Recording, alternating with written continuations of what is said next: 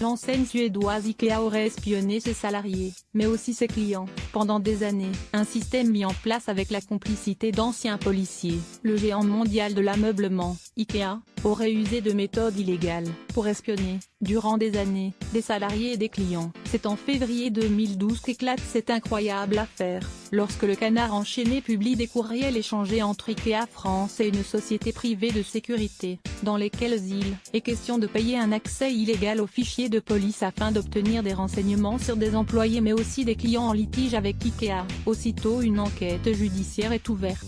Dans l'intervalle les juges ont perquisitionné, saisi des mailles et entendu les principaux protagonistes de cette affaire qui ressemble à s'y méprendre à de l'espionnage. 6 ans plus tard, l'enquête est bouclée et le parquet de Versailles demande le renvoi en correctionnel de 15 personnes, dont 2 anciens patrons d'Ikea France pour collecte illicite de données personnelles. L'article du Canard enchaîné qui révèle les pratiques d'Ikea. Radio France. Tout démarre avec Adel Amara, employé du magasin Ikea de Franconville dans le Val d'Oise. Ce salarié est aussi délégué syndical au niveau européen et à ce titre il s'est trouvé à la tête d'une grève en 2010. Peu après ce grand mouvement social, Adel Amara raconte qu'il a l'impression d'être suivi. En me promenant j'ai croisé un vigile, le même était encore là quand je faisais mes courses, raconte-t-il. Je voyais aussi une personne dans sa voiture qui restait garée en bas de chez moi. L'homme conclut, évasif, on m'avait bien dit qu'on me ferait payer les grèves. Lorsqu'il évoque ses soupçons à l'époque, on le traite de parano. Mais en 2012, il découvre qu'il était effectivement au cœur d'une enquête, réalisée 2 ans plus tôt par une société de sécurité privée. La justice en détiendrait une preuve. Un rapport de 55 pages sur le magasin de Franconville où travaille ce syndicaliste. Dans ce document que la cellule investigation de France Info a pu consulter, Adel Amara est décrit comme un leader charismatique, mais aussi comme un déséquilibré. Adel Amara souffre à l'évidence de problématiques psychotiques. Un drogué. Les cadres sont unanimes à souligner la probabilité élevée de consommation de drogue. L'observation de son comportement laisse penser qu'il utilise préférentiellement de la cocaïne, ou un alcoolique. Une personne interviewée est même certaine qu'Adel Amara sentait l'alcool à 2 reprises au moins. Cependant, cette information n'est pas recoupée par les autres entretiens. De confession musulmane mais peu pratiquant, l'usage de l'alcool n'est pas autorisé par sa religion. Lorsqu'au cours de la procédure Adel Amara prend connaissance de ce rapport de détective, il en reste stupéfait. Il l'est plus encore en apprenant la tentative de manipulation proposée par la société prestataire de sécurité privée. Sur le modèle des pratiques d'espionnage les plus professionnelles, y sont envisagés les moyens d'utiliser voire de retourner la propre compagne du syndicaliste dans le dessein d'en faire un levier d'influence.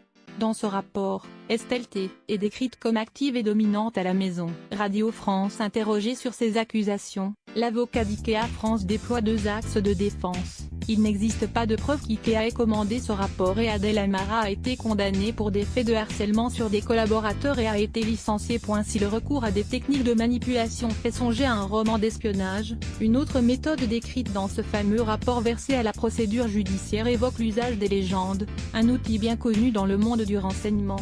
Il s'agit d'infiltrer de faux collègues dans l'entourage direct du salarié à surveiller, des comédiens ou d'anciens espions professionnels, qui auront pour mission faire remonter des informations à la direction. Chez Ikea, c'est précisément le scénario décrit, avec pour cible Adel Amara. Un document préconise même d'organiser un casting de premier choix pour mieux le surveiller. Dans ce rapport, le salarié ou le client en litige est appelé adversaire. Radio France. Dans le cas du magasin de Franconville, le choix aurait été fait d'introduire dans les lieux une fausse caissière chargée d'espionner les syndicalistes de Force ouvrière. C'est en tout cas la conviction intime d'Adel Amara. Cette fille-là était caissière mais se rapprochait beaucoup de nous, se souvient-il, et souvent elle était là dans nos discussions syndicales Force ouvrière, et quand on arrivait aux réunions, la direction était déjà au courant. Il évoque aussi le combat qu'il a mené en sa faveur. Je l'ai défendu pour qu'elle obtienne un CDI qu'elle a finalement refusé lorsque nous allions l'obtenir, dit-il. Je n'ai vraiment rien compris.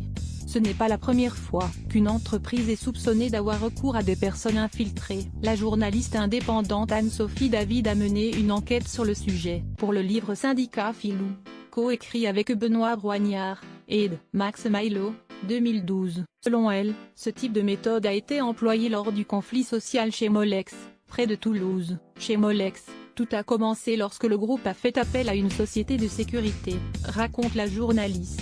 En septembre 2009, suite à l'annonce brutale de la fermeture du site, une équipe de gardiennage est mise en place pour écouter et surveiller les salariés et les grévistes.